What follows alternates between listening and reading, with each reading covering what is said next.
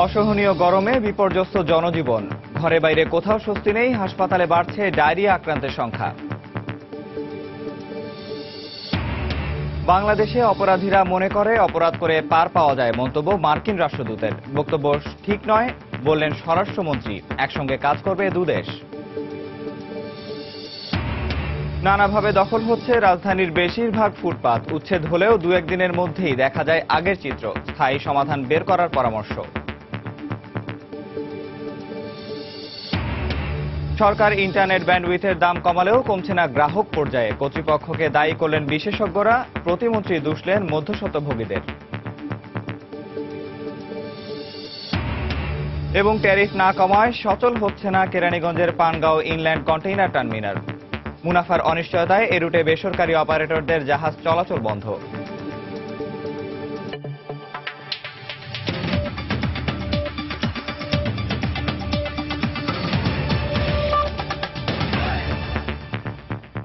সময় সংবাদের সঙ্গে আছি আমি নিয়ামতুল্লাহ বাবু। সপ্তাহ জুড়ে চলা তীব্র দাবদাহে অতিষ্ঠ জনজীবন, ঘরে বাইরে কোথাও মিলছে না স্বস্তি। সকাল থেকে কাঠফাটা রোদে ওষ্ঠাগত হয়ে উঠেছে সব শ্রেণীর মানুষের জীবন, বইছে গরম বাতাস। এ কারণেই গরমের মাত্রা অনুভূত হচ্ছে স্বাভাবিকের চেয়ে বেশি। সেই সঙ্গে যোগ হয়েছে ঘন ঘন লোডশেডিং। কিছুটা প্রশান্তি পেতে রাস্তার পাশে শরবত, আখের রস বা ডাবের পানি খেয়ে গরমের হাত থেকে রেহাই পাওয়ার চেষ্টা করছেন অনেকে। এদিকে প্রচণ্ড গরমে জরুরি প্রয়োজন ছাড়া বাইরে বেরোচ্ছে না মানুষ। আর তাপমাত্রার ঊর্ধ্বগতিতে সবচেয়ে বেশি বিপাকে পড়েছেন খেটে খাওয়া মানুষ। প্রকৃতির এমন বৈরিতায় বাড়ছে বিভিন্ন রোগের প্রকোপ। আবহাওয়াবিদরা জানিয়েছেন, বৃষ্টি না হওয়া পর্যন্ত চৈত্রের শেষ থেকে শুরু হওয়া এই গরম কমার কোনো সম্ভাবনা নেই। গ্রীষ্মের প্রচণ্ড তাপদাহে রাজধানীর বাইরে জনজীবনও যেন থমকে আছে। কাঠফাটা রোদ আর অসহনীয় ভ্যাপসা গরমে স্বস্তি নেই কোথাও। সেই সঙ্গে ঘন ঘন লোডশেডিংয়ে নাভিশ্বাস উঠেছে মানুষের। এই অবস্থায় সবচেয়ে দুর্ভোগে পড়েছে খেটে খাওয়া মানুষেরা। শিশুরা আক্রান্ত হচ্ছে ডায়রিয়া, জ্বর আর পানি শূন্যতায়। প্রচণ্ড গরম থেকে শিশুদের রক্ষায় তরল খাবার খাওয়ানোর পরামর্শ দিয়েছেন চিকিৎসকরা। দিনাজপুর থেকে গোলাম নবী দুলারের তথ্য ও মঞ্জিদ আলম শিমুলের ছবি নিয়ে ডেস্ক রিপোর্ট। গত কয়েকদিন ধরে দেশের উত্তর পশ্চিমে মৃদু থেকে মাঝারি তাপপ্রবাহ বইছে। দিনাজপুরে এর প্রভাবে মানুষের পাশাপাশি পশু পাখিদের প্রাণও হয়ে উঠেছে ওষ্ঠাগত।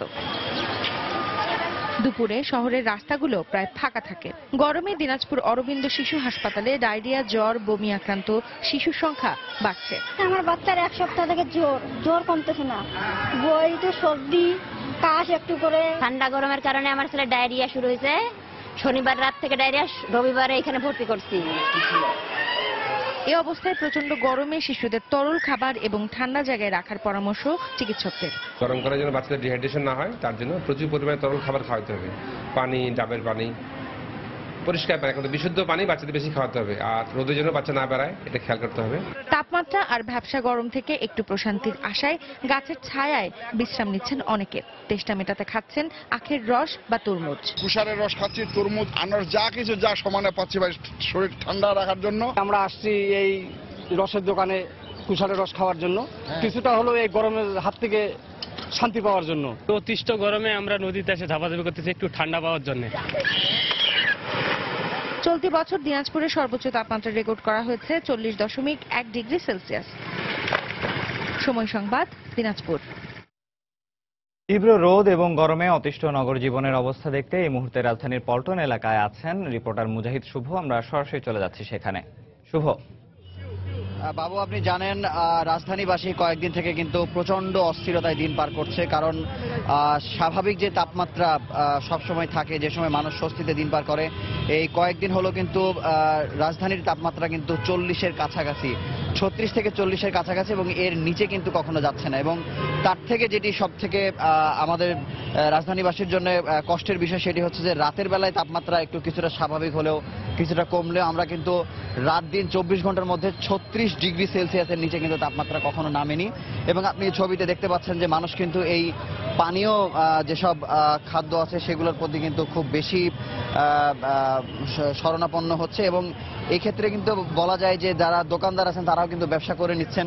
ব্যবসা করে নিলেও কিন্তু সাময়িকভাবে স্বস্তি বোধ করলেও কিন্তু সামগ্রিকভাবে কিন্তু স্বস্তির দেখা কিন্তু মিলছে না। এবং আরও একটি সমস্যার কথা যেটা জানিয়ে রাখি, যে বৈশাখ মাসে বিগত বছরগুলোতে দেখা যায় যে কিছুটা বৃষ্টির পরিমাণ থাকলে এবার এক দুইবার বৃষ্টি হলেও কিন্তু মুষলধারে বৃষ্টি হওয়ার যে ব্যাপারটি, যে মানুষের যে পরিতৃপ্ত হওয়ার যে ব্যাপারটি, সেই ধরনের কিন্তু কোনো চিত্র আমরা দেখতে পাচ্ছি না। এই জন্য কিন্তু মানুষের অস্থিরতাটা আরো বেশি বেড়ে গেছে এবং স্বাভাবিক জীবনযাত্রা ব্যাহত হচ্ছে।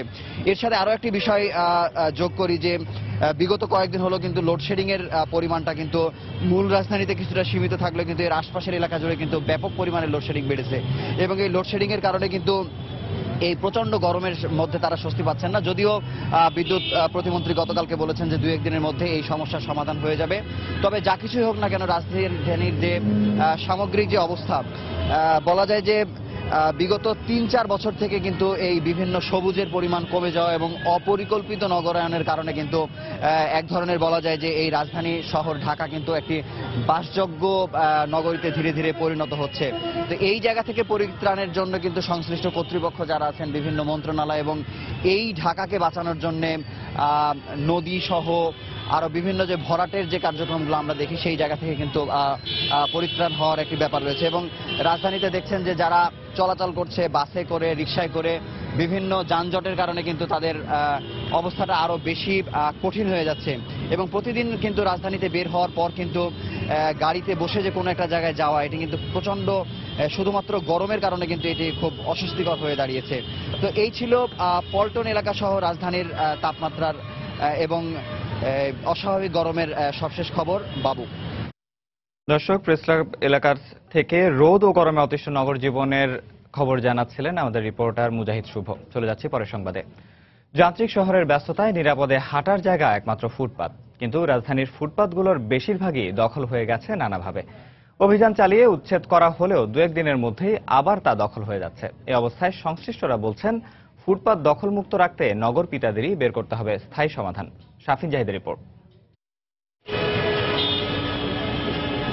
রাস্তার বেহাল দশা আর দীর্ঘ যানজটে অতিষ্ঠ হয়ে ফুটপাত দিয়ে হেঁটে যাবেন তারও উপায় নেই, অথচ নগরবাসীর নির্বিঘ্নে ও স্বাচ্ছন্দ্যে চলাচলের সুবিধার্থে ব্যবহার হওয়ার কথা ছিল এই ফুটপাত। কিন্তু রাজধানীতে ফুটপাত হাঁটার জন্য নয়, বরং হকারদের পণ্যের পসরা সাজানোর জন্য যেন ফ্রি স্পেস। আমরা এখানে বসি অনেকদিন আগের পুরানো হকার, বসি দোকানদারি করে এই উড়ে দেয় বসি, উড়ে দেয় বসি। আগে ছিলাম আরো বাইরে, ঠিক আছে, পরে লাস্টে আমরা চাপাই। রাজধানী ও আশপাশের জেলা যানজট মুক্ত করতে 2004 সালে নেওয়া হয়েছিল কৌশলগত পরিবহন পরিকল্পনা এসটিপি। তাতে সবচেয়ে বেশি গুরুত্ব দেওয়া হয়েছে ফুটপাতকে, কারণ নগরীর প্রায় 50 লাখ মানুষ কোনো না কোনোভাবে ব্যবহার করে ফুটপাত। গত কয়েক মাসে ঢাকার বিভিন্ন এলাকায় উচ্ছেদের পরেও কমেনি দখলদার বাণিজ্য। রাজধানীর ফুটপাতগুলো নিয়ে পরিচালিত বেসরকারি এক সমীক্ষায় বলা হয়েছে, ঢাকায় যেসব সড়কে ফুটপাত রয়েছে তার মধ্যে 70%ই বেদখলকৃত। বাকি 30%-এর মধ্যে 22%-এর মান খুবই নিম্নমানের, আর ব্যবহারের উপযোগী শুধুমাত্র 8% ফুটপাত। তাহলে স্বাভাবিকভাবেই প্রশ্ন আসতে পারে, এসব অব্যবহৃত এবং দখলকৃত ফুটপাতের বিষয়ে স্থায়ী সমাধানে কবে নাগাদ পৌঁছাতে পারবেন নগর পিতারা? তো ইভিকশনটা ধরে রাখাটা আমাদের জন্য খুব ডিফিকাল্ট হচ্ছে। আপনারা তো জানেন যে আপনার এই সমস্ত প্রসেসের সঙ্গে কিছু আপনার লোকজন তো জড়িত রয়েছে। তো সেই জায়গাটুকুকে আমরা আমাদের সেই দুর্বলতাগুলোকে কাটিয়ে ওঠার জন্য আমরা যথাসাধ্য চেষ্টা করে যাচ্ছি। বিশেষজ্ঞরা বলছেন, এসব কাজে সিটি কর্পোরেশনকে সহযোগিতার জন্য প্রয়োজন পুলিশের একটি আলাদা ইউনিট। একদিকে চাঁদাবাজি বন্ধ করতে হবে, আরেকদিকে তাদেরকে একটা কাজের সন্ধান দিতে হবে। সেক্ষেত্রে আমি যখন একটা লোককে ওই লাইসেন্স দেবো প্লাস গাড়ি দেবো, তখন ওই লোকটাকে আমি রাস্তায় অ্যালাউ করবো না। 2 সিটি কর্পোরেশনের সবশেষ হিসাব বলছে, রাজধানীতে 163 কিলোমিটার ফুটপাতের 108 কিলোমিটারই অবৈধ দখলে থাকায় পথচারীরা নানাভাবে বিড়ম্বনার শিকার হচ্ছেন। শাফিন জাহিদ, সময় সংবাদ, ঢাকা। কলাবাগানের জোড়া খুন সহ সাম্প্রতিক সব হত্যাকাণ্ডের রহস্য উদ্ঘাটন করে অপরাধীদেরকে আইনের আওতায় আনতে পুলিশ সর্বোচ্চ চেষ্টা চালিয়ে যাচ্ছে বলে জানিয়েছেন ডিএমপি কমিশনার। গতকাল সকালে ঢাকা মেট্রোপলিটন পুলিশের প্রধান কার্যালয়ে এক অনুষ্ঠানে সাংবাদিকদের সঙ্গে কথা বলেন তিনি। গত কয়েক বছরের আলোচিত হত্যাকাণ্ডের ধরনে মিল থাকলেও সবগুলো একই গোষ্ঠীর কিনা তা খতিয়ে দেখা হচ্ছে বলেও জানান ডিএমপি কমিশনার। রাজশাহী বিশ্ববিদ্যালয়ের শিক্ষক অধ্যাপক রেজাউল করিম হত্যার রেশ কাটতে না কাটতেই রাজধানীর কলাবাগানে জোড়া খুন, উৎকণ্ঠা আর আতঙ্কে দেশের সব মহলের মানুষ। কয়েকদিন পেরিয়ে গেলেও দুটি ঘটনার কোনোটিরই কুলকিনারা করতে পারেনি পুলিশ। শিক্ষক হত্যার ঘটনায় সন্দেহভাজন কয়েকজনকে আটক করে জিজ্ঞাসাবাদ করা হলেও কলাবাগানের জোড়া খুনের ঘটনায় এখনো অন্ধকারে তদন্তকারীরা। এ অবস্থায় অন্ধকার কাটিয়ে জনমনের স্বস্তি ফিরিয়ে আনতে সর্বাত্মক প্রচেষ্টা চালানো হচ্ছে বলে জানান ডিএমপি কমিশনার। কারা কি কারণে খুন করেছে সেইগুলোর জন্য কিন্তু আমাদের চৌকস তদন্তকারী কর্মকর্তারা কাজ করে যাচ্ছে। আমাদের ডিটেকটিভ ব্রাঞ্চ, আমাদের counter terrorism branch, CID, DMP, থানা, পুলিশ সবাই কিন্তু যৌথভাবে কাজ করছে। 90% ক্ষেত্রে আমাদের সাফল্য আছে। বর্তমান যে ঘটনাটা ঘটেছে এইটাও ইনশাআল্লাহ আমরা দৃঢ়ভাবে বিশ্বাস করি উদ্ঘাটন হবে। গত কয়েক বছরে বিরুদ্ধ মত ও ধর্মের মানুষের উপর হয়েছে একের পর এক হামলা, খুনও হয়েছেন অনেকে। অধিকাংশ হামলা ও হত্যার ধরন একই রকম হলেও তদন্তের পাওয়া তথ্যের ভিত্তিতে পুলিশ বলছে ঘটনাগুলো একটিমাত্র গোষ্ঠীর নয়। খুবই ক্ষুদ্র ক্ষুদ্র কিছু পথভ্রষ্ট বিপদগামী তারা এই ধরনের পরিকল্পিত হত্যাকাণ্ড করে দেশে একটা ভীতির অবস্থা সৃষ্টি করার, আইন শৃঙ্খলা অবনতি করার অভ্যাস করছে। অবশ্যই আমরা তাদেরকে কঠোর হাতে দমন করব। সাম্প্রতিকের পাশাপাশি অতীতের ঘটনাগুলোরও দ্রুত সুরাহার চেষ্টা চলছে বলে জানান পুলিশের ঊর্ধ্বতন এই কর্মকর্তা। গুরুত্বপূর্ণ তথ্য পেয়েছি, সেই তথ্যগুলো যাচাই করে আমি আশাবাদী আমরা গোবিবাগের ৬ হত্যা মামলা এবং মৌলানা ফারুকী সাহেবের হত্যা মামলার রহস্য উদ্ঘাটন করতে পারবো। অভিজিৎ হত্যা মামলাও কিন্তু আমাদের, জীবন হত্যা মামলায় কিন্তু গুরুত্বপূর্ণ তথ্য আমাদের কাছে আছে। অধ্যাপক রেজাউল করিম হত্যার ঘটনাটি স্থানীয় থানা পুলিশ দেখলেও কলাবাগানের জোড়া খুনের ঘটনার রহস্য উদ্ঘাটনে মামলা হস্তান্তর করা হয়েছে গোয়েন্দা পুলিশের কাছে। তারেকুজ্জামান শিমুল, সময় সংবাদ, ঢাকা।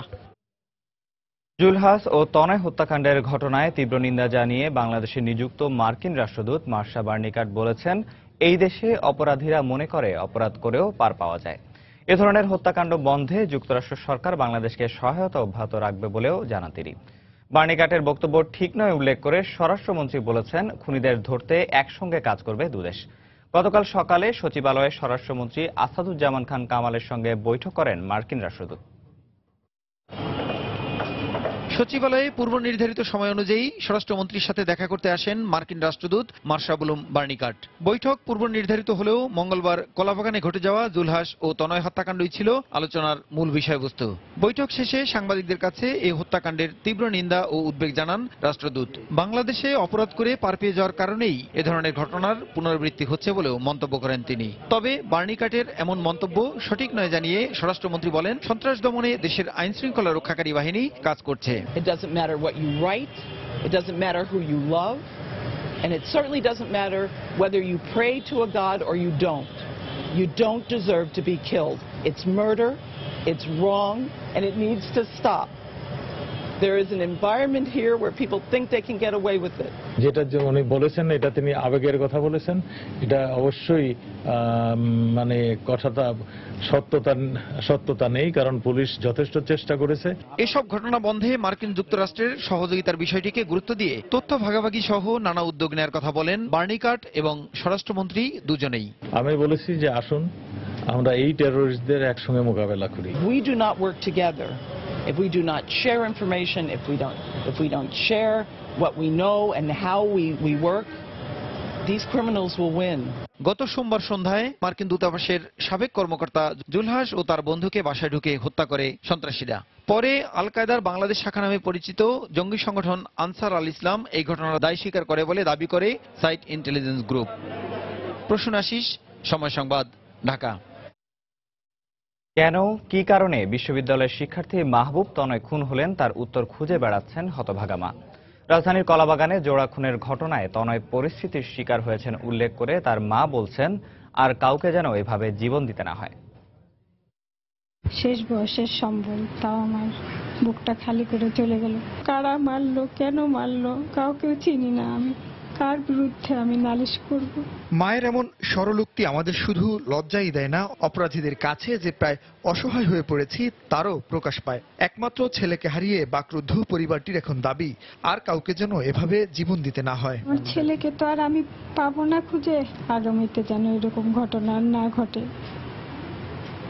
কোনো মাকে বাকিটা জীবন চোখের পানি ফেলতে না হয়। কলাবাগানে জোড়া খুনের ঘটনায় নিহত তনয়কে মার্কিন দূতাবাসের সাবেক কর্মকর্তা জুলহাসের বন্ধু বলা হলেও পরিবারটি বলছে কখনো তারা জুলহাসের নামও শোনেননি। আমরা জানি না জুলহাসকে, হয়তো কাজের ক্ষেত্রে ওর অনেক লোকের সাথে পরিচয় ছিল, সেভাবে হয়তো পরিচয় হয়েছে এবং পরীক্ষা শেষে সে হয়তো দেখা করে কোনো কাজে সেখানে গিয়েছিল, ওখান থেকে শিল্পকলায় যাওয়ার কথা ছিল, কিন্তু ওখানে যেয়ে ওর প্রাণ হারায়। তনয় পরিস্থিতির শিকার হয়েছেন, বিষয়টি মেনে নিয়ে পরিবারটি বলছে দোষীরা পার পেয়ে গেলে এ ধরনের অপরাধ বাড়তেই থাকবে। জুনায়েদ আল হাবিব, সময় সংবাদ, ঢাকা।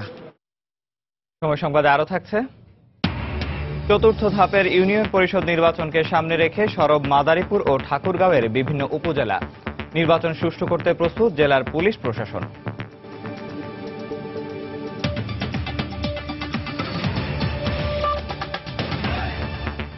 প্রধানমন্ত্রী শেখ হাসিনা বলেছেন, সরকার উৎখাতে যারা ব্যর্থ হয়ে মানুষ পুড়িয়ে মেরেছে তাদের মদদেই বেছে বেছে মানুষ হত্যা করা হচ্ছে। গতকাল সকালে সরকারের অগ্রাধিকারমূলক প্রকল্পগুলোর পর্যালোচনা করতে গঠিত মনিটরিং কমিটির সভার শুরুতে একথা বলেন তিনি। যুক্তরাষ্ট্রে বাংলাদেশি দম্পতি হত্যার সুষ্ঠু বিচারও দাবি করেন প্রধানমন্ত্রী। পদ্মা সেতু নির্মাণ, রূপপুর পারমাণবিক বিদ্যুৎ কেন্দ্র স্থাপন, গভীর সমুদ্র বন্দর নির্মাণ সহ মোট 10টি প্রকল্পকে অগ্রাধিকার প্রকল্প হিসেবে চিহ্নিত করেছে সরকার। আর এসবের বাস্তবায়নে অগ্রগতি কতদূর তা পর্যালোচনা করতে প্রধানমন্ত্রীর কার্যালয়ে বৈঠকে বসে ফাস্ট ট্র্যাক মনিটরিং কমিটির চতুর্থ সভা। উদ্বোধনী বক্তৃতায় প্রধানমন্ত্রী বলেন, প্রবৃদ্ধি 7 ভাগ ধরে রাখতে চাইলে এসব প্রকল্পের দ্রুত বাস্তবায়ন করতে হবে। এর সাথে নির্ভর করছে আমাদের দেশের সার্বিক উন্নয়ন। প্রধানমন্ত্রীর বক্তব্যে উঠে আসে সম্প্রতি ধর্মীয় উগ্রবাদীদের ঘটানো হত্যাকাণ্ড প্রসঙ্গ। তিনি বলেন, খুবই সুপরিকল্পিতভাবে এসব ঘটানো হচ্ছে। সেখানে মসজিদের ইমামও আছে, পুরোহিত আছে, গির্জার ফাদার, তাদের উপর আক্রমণ, ঠিক বাচ্চা বাচ্চা শিক্ষক অথবা ছাত্র যারা একসময় চেষ্টা করেছে প্রকাশ্যে আন্দোলনের নামে ডাক দিয়ে আগুন দিয়ে মানুষ পুড়িয়ে মেরেছে, তাদেরই মদত আছে এই গুপ্ত হত্যায়। এখন তারা প্রকাশ্য আন্দোলনের নামে মানুষ হত্যা করে যখন শত শত মানুষ মেরেও যখন কিছু করতে পারেনি, এখন গুপ্ত হত্যার পথ বেছে নিয়েছে। শেখ হাসিনা বলেন, পৃথিবীর বিভিন্ন দেশে এ ধরনের গুপ্ত হত্যা হচ্ছে। বাংলাদেশে যারা এসব ঘটাচ্ছে তাদের খুঁজে বিচার করা হবে জানিয়ে অন্যান্য দেশের গুপ্ত হত্যাকারীদেরও বিচার হওয়া উচিত বলে মন্তব্য করেন তিনি। পৃথিবীর বিভিন্ন জায়গায় এই ধরনের ঘটনা ঘটে যাচ্ছে, কিন্তু আমরা বাংলাদেশে এটা ঘটুক আমরা চাই না। সকল হত্যাকাণ্ডেরই আমরা নিন্দা জানাই। বাংলাদেশে যখনই যেটা ঘটবে আমরা যাতে করে এই খুনিরা ধরা পড়ে তার ব্যবস্থা আমরা নেব। সেই সাথে আমরা এটাও চাইবো যে আমেরিকায় যে আমাদের 2 জন বাঙালিকে গুলিবিদ্ধ লাশ পাওয়া গেল স্বামী স্ত্রী, নিশ্চয়ই আমেরিকা সরকার এই ব্যাপারে দেখবে যে তারা কিভাবে মারা গেল, কেন মারা গেল, এবং সেই খুনিদের তারা দ্রুত বিচার করবে। আমরা সেটাও দাবি করি, সেটাও আমরা চাই। যারা এ ধরনের হত্যাকাণ্ড ঘটাচ্ছে তাদের উদ্দেশ্য ধর্ম রক্ষা নয় মন্তব্য করেন প্রধানমন্ত্রী। আর দেশবাসীকে আহ্বান জানান এদের বিরুদ্ধে সজাগ থাকতে। এটার উপর আমরা গুরুত্ব। শাহ আলী জয়, সময় সংবাদ, ঢাকা। রাজশাহী বিশ্ববিদ্যালয়ের ইংরেজি বিভাগের অধ্যাপক ডক্টর রেজাউল করিম হত্যার বিচারের দাবিতে চতুর্থ দিনের মতো গতকালও প্রতিবাদ কর্মসূচি পালন করেছেন শিক্ষক শিক্ষার্থীরা। সকালে শহীদুল্লাহ কলা ভবনের সামনে থেকে শোক মিছিল বের করেন ইংরেজি বিভাগের শিক্ষক শিক্ষার্থীরা। ক্যাম্পাস ঘুরে মিছিলটি সিনেট ভবনের সামনে গিয়ে শেষ হয়। পরে বিশ্ববিদ্যালয়ের মেইন গেটে অবস্থান নিয়ে ঢাকা রাজশাহী মহাসড়ক অবরোধ করে বিক্ষোভ করেন শিক্ষক শিক্ষার্থীরা। আধা ঘন্টা পর অবরোধ তুলে নিলে যান চলাচল স্বাভাবিক হয়। অধ্যাপক রেজাউল করিমকে হত্যার সঙ্গে জড়িতদের শিগগিরই আইনের আওতায় আনার দাবি জানান শিক্ষার্থীরা। এবং সিনেট ভবনের সামনে অবস্থান ধরার যে কর্মসূচি ছিল সেটা এখন থেকে এটা সুষ্ঠু বিচারের দাবিতে আমরা তাদেরকে স্মারকলিপি প্রদান করব। আজকে তো আমরাও ভিকটিম হতে পারবো, আমাদের ডিপার্টমেন্টের স্যারও ভিকটিম হতে পারবে। একটা বিশ্ববিদ্যালয় তো এভাবে চলতে পারে না। আমরা সুষ্ঠুভাবে বিচার চাই। এ ধরনের ঘটনা আমরা যেন আর না দেখি আমাদের বিশ্ববিদ্যালয়ে, এটাই আমাদের চাওয়া, এটাই আমাদের কামনা। রাজশাহী বিশ্ববিদ্যালয়ের সমাজ বিজ্ঞান বিভাগের অধ্যাপক ডক্টর AKM শফিউল ইসলাম হত্যা মামলার চার্জশিটভুক্ত আসামি জেলা যুবদলের আহ্বায়ক আনোয়ার হোসেন উজ্জ্বলকে কারাগারে পাঠানোর নির্দেশ দিয়েছেন আদালত। এর আগে উজ্জ্বল আদালতে আত্মসমর্পণ করেন। গতকাল বেলা 12টার দিকে মেট্রোপলিটন ম্যাজিস্ট্রেট আদালত 1-এর বিচারক মোকসেদা আজগরের কাছে আত্মসমর্পণ করে জামিন আবেদন করেন উজ্জ্বল। পরে আদালত তার জামিন আবেদন নামঞ্জুর করে কারাগারে পাঠানোর নির্দেশ দেন। মামলা হওয়ার পর থেকেই উজ্জ্বল পলাতক ছিলেন। 2014 সালের 15 নভেম্বর 14 পাই এলাকায় নিজ বাড়ির সামনে খুন হন রাজশাহী বিশ্ববিদ্যালয়ের অধ্যাপক AKM শফিউল ইসলাম লিলন। বঙ্গবন্ধু পুত্র শেখ জামালের ৬৩তম জন্মবার্ষিকী উপলক্ষে তার কবরে ফুল দিয়ে শ্রদ্ধা জানিয়েছে বাংলাদেশ আওয়ামী লীগ। সকালে রাজধানীর বনানী কবরস্থানে শেখ জামালের কবরে বাংলাদেশ আওয়ামী লীগের পক্ষ থেকে ফুল দিয়ে শ্রদ্ধা জানান দলটির যুগ্ম সাধারণ সম্পাদক মাহবুবুল আলম হানিফ। এ সময় সেখানে কেন্দ্রীয় নেতারা উপস্থিত ছিলেন।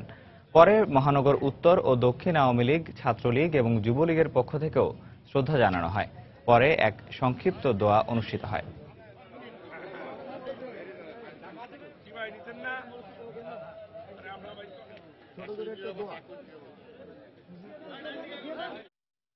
ট্যারিফ না কমায় নানা উদ্যোগেও কেরানীগঞ্জের পানগাঁওয়ে নির্মিত দেশের একমাত্র ইনল্যান্ড কন্টেইনার টার্মিনালটি সচল হচ্ছে না বলে অভিযোগ জাহাজ মালিক ও ব্যবহারকারীদের। এমনকি 40% তুলা ও ক্যাপিটাল মেশিনারিজ পানগাঁও দিয়ে খালাস করার বাধ্যবাধকতা আরোপ করার পরেও এক্ষেত্রে কোনো কাজ হয়নি। নৌ পরিবহন মন্ত্রণালয়ের এ সংক্রান্ত প্রজ্ঞাপনে অস্পষ্টতা আছে। ব্যবসায়ীদের এমন অভিযোগের প্রেক্ষাপটে সম্প্রতি সেটিও স্থগিত করা হয়। এ অবস্থায় মুনাফার নিশ্চয়তা না থাকায় এ রুটে জাহাজ চালাচ্ছে না বেসরকারি অপারেটররাও। বিস্তারিত জানাচ্ছেন হাজেরা শিউলি। সড়কপথের বিকল্প হিসেবে চট্টগ্রাম বন্দর থেকে নৌপথে কন্টেইনার পরিবহনে 2013 শেষ দিকে কেরানীগঞ্জে নির্মিত পানগাঁও ইনল্যান্ড কন্টেইনার টার্মিনালটি চালু করা হয়। আড়াই বছরেও এই টার্মিনালটি ব্যবহারে ব্যবসায়ীদের সাড়া না দেখে পানগাঁও সচল করতে গত সেপ্টেম্বরে বিভিন্ন চার্জ কমিয়ে ট্যারিফ পুনর্নির্ধারণ করে চট্টগ্রাম বন্দর কর্তৃপক্ষ, কিন্তু এখনো সেটি কার্যকর হয়নি। এ অবস্থায় লোকসান দেখে পানগাঁওয়ের জন্য লাইসেন্স নিলেও এই রুটে জাহাজ চালাচ্ছেন না মালিকরা।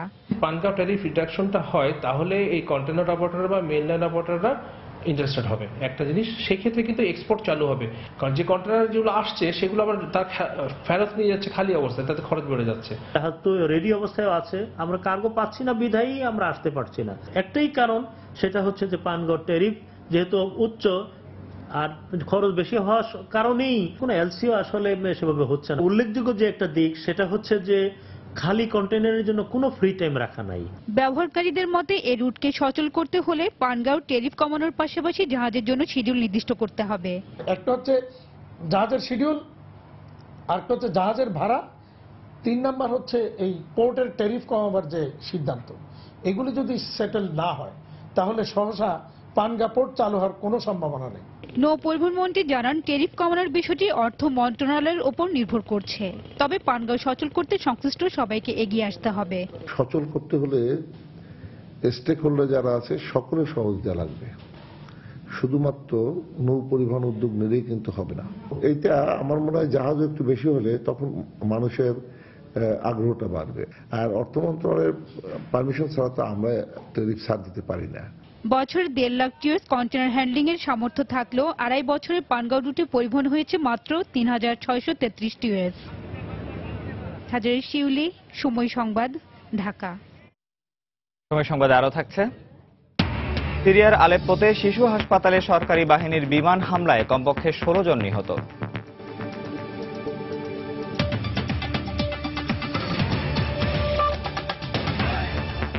সরকার দফায় দফায় ইন্টারনেট ব্যান্ডউইথের দাম কমালেও গ্রাহক পর্যায়ে কমাচ্ছে না সেবাদানকারী প্রতিষ্ঠানগুলো। পাশাপাশি ধীরগতি, সংযোগ বিচ্ছিন্ন সহ নানা অভিযোগ সেবাদানকারী প্রতিষ্ঠানগুলোর বিরুদ্ধে। এ বিষয়ে কর্তৃপক্ষের দায়িত্বহীনতা রয়েছে বলে মনে করেন বিশেষজ্ঞরা। আর মধ্যস্বত্বভোগীদের কারণে দাম কমছে না বলে স্বীকার করেছেন টেলিযোগাযোগ প্রতিমন্ত্রী। বিস্তারিত শরীফুল ইসলামের রিপোর্টে। চাকরি, ব্যবসা বাণিজ্য, পড়ালেখা সহ বিভিন্ন প্রয়োজনে পাল্লা দিয়ে বাড়ছে ইন্টারনেট সেবা গ্রহণকারীর সংখ্যা। সাথে প্রতিদিনই বাড়ছে ইন্টারনেটের বহুল ব্যবহার। কিন্তু বেশি দাম, কম গতি আর সংযোগ বিচ্ছিন্ন সহ বিভিন্ন বিষয়ে আছে গ্রাহক অভিযোগ। সেবাদানকারী প্রতিষ্ঠানগুলো বলছে অনিবন্ধনকৃত সেবা প্রতিষ্ঠানের কারণেই গুণগত মান বাড়ছে না। পেজ ওপেন করতে গেলে স্লো হয়ে যাচ্ছে, থেমে যাচ্ছে, আবার চলতেছে, আবার থেমে যাচ্ছে। প্রতি মাসে দেখা যাচ্ছে তারা 3-4 বার নেট ডিসকানেক্ট হয়ে যাচ্ছে এবং তাদেরকে ফোন দেওয়ার পরে আমি ঠিকমতো সার্ভিস পাচ্ছি না। অ্যাসাইনমেন্ট সাবমিশন আছে, আমার সকালে দিতে হবে, রাতে আমি 2টা-3টার দিকে কাজ করতেছি, হঠাৎ করে আমার ব্রডব্যান্ড কানেকশনটা ডিসকানেক্ট হয়ে গেল। মূল্য হয়তো বা কমে নাই, কিন্তু 8 বছর আগে 1000 টাকা যদি 1 MB পাওয়া যেত, এখন কিন্তু 1000 টাকা দিয়ে 10 MB পাওয়া যাচ্ছে। কোয়ালিটি অফ সার্ভিস যেটা আছে তারা অবৈধ আইএসপিরা কোনোভাবে ইনশিওর করতে পারে না। গুণগত মানের ইন্টারনেট সেবা বাড়াতে সরকার ব্যান্ডউইথের দাম কমিয়েছে গত 8 বছরে 8 দফায় প্রায় 26,000 টাকা। বিটিআরসির তথ্য মতে 2008 সালের জুলাইয়ে ব্যান্ডউইথ প্রতি দাম ছিল 27,000 টাকা, 2011 সালে কমে দাঁড়ায় 10,000 টাকা, আর সর্বশেষ 2015 সালের সেপ্টেম্বরে হয় 1080 টাকা। কিন্তু এরপরও গ্রাহক পর্যায়ে প্রতিফলন দেখা যাচ্ছে না। এজন্য ইন্টারনেটের উপর যতটুকু গুরুত্ব দেওয়া দরকার তা দেয়া হয়নি বলে অভিযোগ এই প্রযুক্তিবিদের। সমস্ত কিছু তো সরকারের হাতে, সরকার পারে না কেন? যারা ইন্টারনেট সেবা প্রদান করে তাদেরকে কেবলমাত্র নিয়ন্ত্রণ করলেই তো আমি আমার বেনিফিটটা পেতে পারি। তবে টেলিযোগাযোগ প্রতিমন্ত্রী বলেন, সরকার ইন্টারনেট সেবার গুণগত মান বাড়াতে বদ্ধপরিকর। মধ্যস্বত্বভোগীদের কারণে ইউজার এন্ডে গিয়ে পৌঁছাতে এটার বেনিফিটটা সেইভাবে হয় না, কিন্তু হয়তো আগের চেয়ে স্পিডটা একটু বাড়ে। ইন্টারনেটের ব্যবহার সহজতর হলে দেশে উন্নয়নমুখী হবে বলে আশা সংশ্লিষ্টদের। শরীফুল ইসলাম, সময় সংবাদ, ঢাকা। রাজধানীর 321টি ভবন সহ রাজশাহী, খুলনা ও সিলেটের ঝুঁকিপূর্ণ সব ভবন আগামী 1 মাসের মধ্যে অপসারণ করার জন্য রাজুক ও সংশ্লিষ্ট সিটি কর্পোরেশনকে নির্দেশনা দেওয়া হয়েছে। গতকাল দুপুরে সচিবালয়ে জাতীয় ভূমিকম্প প্রস্তুতি ও সচেতনতা বৃদ্ধি কমিটির বৈঠকে একথা বলেন দুর্যোগ ব্যবস্থাপনা ও ত্রাণ মন্ত্রণালয়ের সচিব মোহাম্মদ শাহ কামাল। এগুলো 1 মাসের মধ্যে সিটি কর্পোরেশন রাজুকের টেকনিক্যাল সাপোর্ট নিয়ে অপসারণ করবে। খুলনা, সিলেট, চট্টগ্রাম এবং অন্য যে সিটি কর্পোরেশন যে ভবনগুলো চিহ্নিত করেছেন সেটাও এই 1 মাসের মধ্যে থাকবে। কাজটি করবেন সিটি কর্পোরেশন, টেকনিক্যাল নলেজ দেবেন এখানে ফায়ার সার্ভিস, এএফডি, তারপর আমাদের রাজুক, আমাদের মন্ত্রণালয় সাপোর্ট দিবেন। কিন্তু মূলত আমরা চাই যে রাজুক ওয়ার্ড ভিত্তিক এই বিষয়গুলো নিয়ে আসবে। আমরা ইতিমধ্যে ঢাকার উত্তর দক্ষিণ এই দুটো সিটি কর্পোরেশনের সাথে ওয়ার্ড ভিত্তিক মহড়া, আমাদের যে করণীয় যে বিষয়টি সোশ্যাল সেক্টর ওয়াইজ করার জন্য প্রস্তুতি গ্রহণ করছি। এদিকে সরকারের এমন নির্দেশে স্বস্তি প্রকাশ করেছেন বিভিন্ন ঝুঁকিপূর্ণ ভবনের বাসিন্দারা। তারা জানান, জীবনের ঝুঁকি জেনে অনেকটা অপারগ হয়েই এতদিন বসবাস করতে হয়েছে তাদের। ভয় তো একটু করে, তার করলেও তো সরকারি, আমি তো সরকারি চাকরি করি, সরকারি ওইভাবে দেখাশোনার দায়িত্ব দিচ্ছে। ভয় লাগে, তারপরও আমরা তো আর ওইভাবে থাকার নাই, বাড়ি ভাড়া দিয়ে থাকা বা সেই বিষয়ে কোনো নেই। এটা যদি সমাধান হয় তাহলে আমাদের জন্য অনেক ভালো হয়। ব্যবহার অনুপযোগী ঘোষণার জন্য একটি কমিটি রয়েছে, সেই কমিটিতে বসে আমরা আইডেন্টিফাই করব যে কোন কোন ভবনগুলো এরকম ঝুঁকিপূর্ণ অবস্থায় রয়েছে। আমাদের যে সমস্ত ঝুঁকিপূর্ণ ভবনগুলো রয়েছে এগুলো অপসারণের ব্যাপারেও আমরা পদক্ষেপ গ্রহণ করছি। অনেক পুরাতন বিল্ডিং ফেটে গেছে, হেলে গেছে, এরকম বিল্ডিং এ না থাকাই ঠিক। বিল্ডিংটা একদিকে একটু হেলে আছে, তো দরকার এটা মেরামত করা বা কোনো কিছু একটা গুরুত্বপূর্ণ পদক্ষেপ নেওয়া। কার্ডিও কর্তৃপক্ষ এসেছে, অনেক পরীক্ষা নিরীক্ষা করেছে, তারপরেও তারা কোনো পদক্ষেপ নেয়নি। রাজশাহী উন্নয়ন কর্তৃপক্ষ সিটি কর্পোরেশন একটি কমিটি করা হয়েছিল, তার ভিত্তিতে বেশ কিছু ভবনকে আমরা চিহ্নিত করেছি যে এই সমস্ত ভবনগুলো ঝুঁকিপূর্ণ, এইগুলো ভাঙার প্রয়োজন আছে। জেলা প্রশাসন আছে, বিভাগীয় প্রশাসন আছে, পুলিশ প্রশাসন আছে, সবাই একটা উদ্যোগ নিলে পারে আমার মনে হয় যে এগুলো সম্ভব হবে। চতুর্থ ধাপের ইউনিয়ন পরিষদ নির্বাচনকে সামনে রেখে মাদারীপুরের 2টি উপজেলার গ্রামগঞ্জে সরব হয়ে উঠেছেন প্রার্থী ও ভোটাররা। প্রার্থীরা নানা প্রতিশ্রুতি নিয়ে ছুটছেন ভোটারদের দুয়ারে দুয়ারে। আওয়ামী লীগ মনোনীত প্রার্থীরা জয়ের ব্যাপারে আশাবাদী হলেও ভোট কারচুপির আশঙ্কা স্বতন্ত্র প্রার্থীর। অবশ্য নির্বাচন সুষ্ঠু ও শান্তিপূর্ণ করতে সব ধরনের প্রস্তুতির কথা জানান জেলার পুলিশ সুপার। সঞ্জয় কর্মকার অভিজিতের তথ্য ও শাহাদাত আকনের ছবি নিয়ে ডেস্ক রিপোর্ট। মাদারীপুরের রাজৈরের 6টি ইউনিয়নে চতুর্থ ধাপের ইউনিয়ন পরিষদ নির্বাচনকে ঘিরে বইতে শুরু করেছে ভোটের হাওয়া। উন্নয়নের নানা প্রতিশ্রুতি নিয়ে প্রার্থীরা দিন রাত ছুটছেন ভোটারদের দ্বারে দ্বারে। বাল্যবিবাহ বন্ধ করব এবং মাদকদ্রব্য বন্ধ করব, শিক্ষার মান বাড়াবো। আমি একবার চেয়ারম্যান ছিলাম, মানুষের সাথে অন্যায় কোনো ব্যবহার করি নাই, আমি সবাই আমার ভালো জানে। কালকিনির 13টি ইউনিয়নের প্রার্থীরাও ভোটারদের মন জয় করতে ঘুরছেন পাড়া মহল্লায়। জয়ের ব্যাপারে শতভাগ আশাবাদী আওয়ামী লীগ প্রার্থীরা, তবে ভোট কারচুপির আশঙ্কায় সেনাবাহিনী মোতায়েনের দাবি স্বতন্ত্র প্রার্থীর। মাদকমুক্ত সমাজ সহ শিক্ষার উন্নতি সহ বাল্যবিবাহ রোধের যথাযথ চেষ্টা করবে। ঝুঁকিপূর্ণ কেন্দ্রগুলিতে পুলিশ, র্যাব এবং সেনাবাহিনী মোতায়েন করে যাতে সুষ্ঠু নির্বাচন হয়। তবে ভোটাররা খুঁজছেন সৎ ও যোগ্য প্রার্থী। গরিব দুঃখী মেহনতি মানুষের পাশে থাকে সেই যোগ্য ব্যক্তিকে আমরা ভোট দিয়ে নির্বাচিত করব। এমন একজন ব্যক্তিকে ভোট দিয়ে নির্বাচিত করব যারা আমাদের নারীদের বাল্যবিবাহ বন্ধ করবে। রাস্তাঘাট, মসজিদ, মাদ্রাসা সমস্ত কিছুর উন্নয়ন যে করতে পারবে তাকে আমরা নির্বাচিত করতে চাই। অবশ্য নির্বাচন সুষ্ঠু ও শান্তিপূর্ণ করতে সব ধরনের প্রস্তুতির কথা জানালেন জেলা পুলিশের শীর্ষ এই কর্মকর্তা। পর্যাপ্ত সংখ্যক পুলিশ সদস্য থাকবে, সাদা পোশাকে পুলিশ সদস্য থাকবে, স্ট্রাইকিং ফোর্স হিসেবে বিজিবি থাকবে, র্যাব থাকবে এবং ম্যাজিস্ট্রেট থাকবে। 7 মে রাজৈরের 6টি ইউনিয়নে চেয়ারম্যান পদে 30 জন ও সদস্য পদে 211 এবং কালকিনির 13টি ইউনিয়নে চেয়ারম্যান পদে 57 জন ও সদস্য পদে 485 জন প্রার্থী প্রতিদ্বন্দ্বিতা করছেন। সময় সংবাদ, মাদারীপুর। চতুর্থ দফার ইউনিয়ন পরিষদ নির্বাচনকে ঘিরে প্রচারণায় সরগরম হয়ে উঠেছে ঠাকুরগাঁও সদর ও বালিয়াডাঙ্গি উপজেলার 20টি ইউনিয়ন। প্রার্থীরা দিনরাত ছুটে বেড়াচ্ছেন ভোটারদের কাছে আর দিচ্ছেন এলাকার উন্নয়নের নানা প্রতিশ্রুতি। আগামী 7 মে চতুর্থ দফায় ইউনিয়ন পরিষদ নির্বাচনকে সামনে রেখে অত্যন্ত ব্যস্ত সময় পার করছেন প্রার্থীরা। নির্বাচন উপলক্ষে ইতিমধ্যেই প্রার্থীদের পোস্টার ব্যানারে ছেয়ে গেছে রাস্তাঘাট, অলিগলি ও প্রতিটি পাড়া মহল্লা। প্রার্থীরা যাচ্ছেন ভোটারদের কাছে আর নির্বাচনে জয়লাভ করতে দিচ্ছেন নানা প্রতিশ্রুতি। তবে ভোটাররা বলছেন সৎ ও যোগ্য ব্যক্তিকেই প্রতিনিধি হিসেবে বাছাই করবেন তারা। ঠাকুরগাঁও সদর ও বালিয়াডাঙ্গি উপজেলার মোট 20টি ইউনিয়নে চেয়ারম্যান পদে 70 জন, সাধারণ সদস্য পদে 654 জন এবং সংরক্ষিত সদস্য পদে 206 জন প্রার্থী প্রতিদ্বন্দ্বিতা করছেন।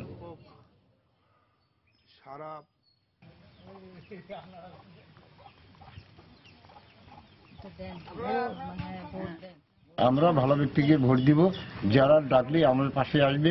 ইউনিয়নের শৃঙ্খলাবোধ, শান্তি, যে লোকটা আমাদেরকে দিতে পারবে তাকে আমরা ভোট দিব। আইন শৃঙ্খলা বাহিনী যেন সঠিকভাবে দায়িত্ব পালন করে। যেভাবে মানুষ আমাদেরকে সাড়া দিচ্ছে, আমরা অবশ্যই নৌকায় জয়লাভ করব। বিএনপি, আওয়ামী লীগ, আমাদের মধ্যে কোনো দ্বিধা বিভেদ নাই।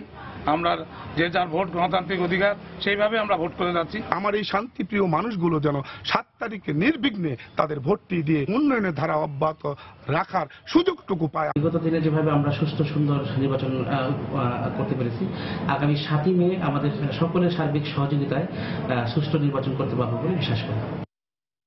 গরিবের মামলার ব্যয়ভার বহন করবে সরকার, এই লক্ষ্য নিয়ে 2000 সালে আইনগত সহায়তা প্রদান আইন প্রণয়ন করা হয়।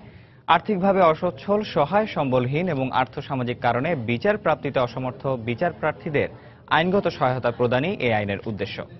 অসহায় ব্যক্তির মামলা বাছাইয়ের জন্য জেলা ও দায়রা জজকে চেয়ারম্যান করে জাতীয় আইনগত সহায়তা প্রদান সংস্থার বিভিন্ন স্তরের কমিটি করা হয়। সুষ্ঠুভাবে পরিচালনার কারণে এ সংস্থায় বিচার প্রার্থীদের সংখ্যা দিন দিন বাড়ছে বলে জানালেন সংশ্লিষ্টরা। দিগেন সিং এর তোরা ছবিতে আরো জানাচ্ছেন ইকরামুল কবির। সকল নাগরিক আইনের দৃষ্টিতে সমান এবং সকলেই আইনের আশ্রয় লাভের অধিকারী। সংবিধানের 27 ও 31 ধারায় উল্লিখিত অধিকার বাস্তবায়নের জন্য আইন ও বিচার বিভাগের অধীনে প্রত্যেক জেলায় জাতীয় আইনগত সহায়তা প্রদান সংস্থার কার্যালয় স্থাপন করা হয়। 70 জন আইনজীবী নিয়োগ করে জেলা থেকে ইউনিয়ন পর্যায়ে কার্যক্রম চালিয়ে যাচ্ছে এই সংস্থা। উপজেলাতে একটি কমিটি হয়েছে, ইউনিয়নে একটি কমিটি হয়েছে, সকলেরই প্রত্যেক মাস 2 মাসে মিটিং করে থাকেন।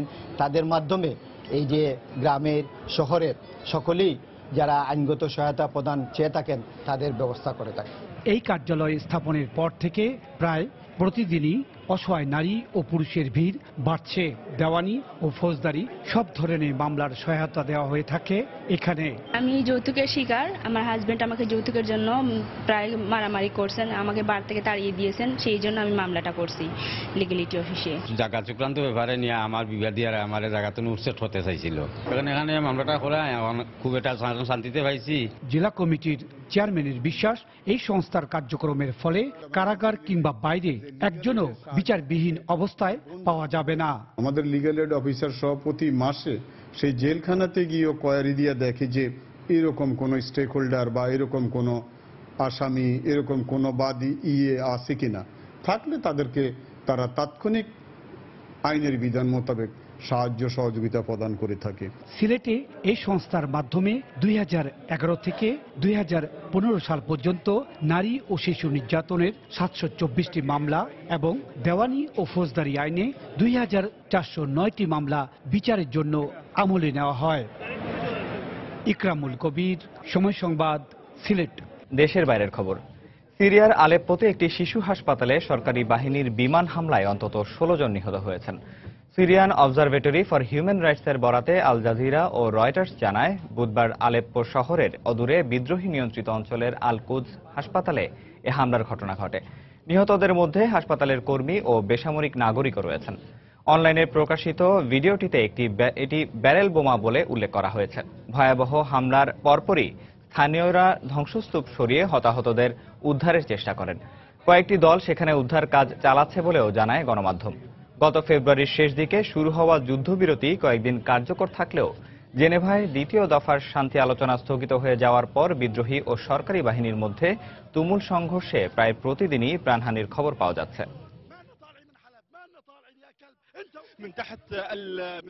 খেলার খবর। উয়েফা চ্যাম্পিয়ন্স লিগ দ্বিতীয় সেমিফাইনালের প্রথম লেগের ম্যাচে ঘরের মাঠ ভিসেন্তে ক্যালদেরনে জার্মান জায়ান্ট বায়ার্ন মিউনিখকে 1-0 গোলে হারিয়েছে স্প্যানিশ জায়ান্ট অ্যাথলেটিকো মাদ্রিদ।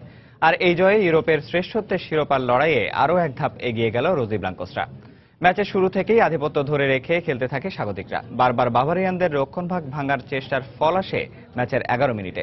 এ সময় দলের হয়ে একক প্রচেষ্টায় গোল করে দলকে লিড এনে দেন স্প্যানিশ মিডফিল্ডার সাউল। আর আনন্দে মেতে ওঠে মাঠে উপস্থিত হাজারো অ্যাথলেটিকো সমর্থক। পিছিয়ে পড়া বাভারিয়ানরা বেশ কয়েকবার খেলায় ফেরার সুযোগ পেলেও তা কাজে লাগাতে ব্যর্থ হয়। উল্টো প্রতিপক্ষের আক্রমণ ঠেকাতে ব্যস্ত থাকেন বায়ার্ন ডিফেন্ডাররা। প্রথমার্ধ শেষ হয় 1-0 গোলেই। বিরতি থেকে ফিরে আক্রমণের ধার বাড়িয়ে খেলতে থাকে পেপ গার্দিওলার শিষ্যরা। দ্বিতীয়ার্ধের অতিরিক্ত মিনিটে বায়ার্ন মিডফিল্ডার ভিদাল গোল করতে ব্যর্থ হলে সমতায় ফেরার শেষ সুযোগটিও হাতছাড়া হয় সফরকারীদের। তাই নির্ধারিত সময় শেষে 1-0 গোলে জয়ের হাসি নিয়ে মাঠ ছাড়ে স্প্যানিশ জায়ান্টরা।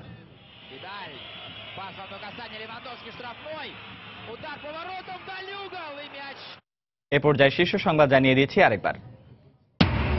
অসহনীয় গরমে বিপর্যস্ত জনজীবন, ঘরে বাইরে কোথাও স্বস্তি নেই। হাসপাতালে বাড়ছে ডায়রিয়া আক্রান্তের সংখ্যা। বাংলাদেশে অপরাধীরা মনে করে অপরাধ করে পার পাওয়া যায়, মন্তব্য মার্কিন রাষ্ট্রদূতের। বক্তব্য ঠিক নয় বললেন স্বরাষ্ট্রমন্ত্রী। একসঙ্গে কাজ করবে দুদেশ। নানাভাবে দখল হচ্ছে রাজধানীর বেশিরভাগ ফুটপাত। উচ্ছেদ হলেও 2-1 দিনের মধ্যেই দেখা যায় আগের চিত্র। স্থায়ী সমাধান বের করার পরামর্শ। সরকার ইন্টারনেট ব্যান্ডউইথের দাম কমালেও কমছে না গ্রাহক পর্যায়ে। কর্তৃপক্ষকে দায়ী করলেন বিশেষজ্ঞরা। টেলিযোগাযোগ প্রতিমন্ত্রী দুষলেন মধ্যস্বত্বভোগীদের। এবং ট্যারিফ না কমায় সচল হচ্ছে না কেরানীগঞ্জের পানগাঁও ইনল্যান্ড কন্টেইনার টার্মিনাল। মুনাফার অনিশ্চয়তায় এই রুটে বেসরকারি অপারেটরদের জাহাজ চলাচল বন্ধ। দর্শক, এই ছিল এখনকার মতো। যে কোনো খবর পেতে ভিজিট করুন সময়নিউজ.tv। যে কোনো বাংলা লিংক, রবি ও সিটিসেল নম্বর থেকে সময় সংবাদের খবর, অনুষ্ঠান সম্পর্কে জানতে এবং যে কোনো তথ্য সময় সংবাদকে জানাতে ডায়াল করুন 16242 নম্বরে। এছাড়া এই মাত্র পাওয়া খবর আপনার মোবাইলে পেতে SMS করুন *SN লিখে পাঠিয়ে দিন 16242 নম্বরে। সঙ্গে থাকুন সময়ের।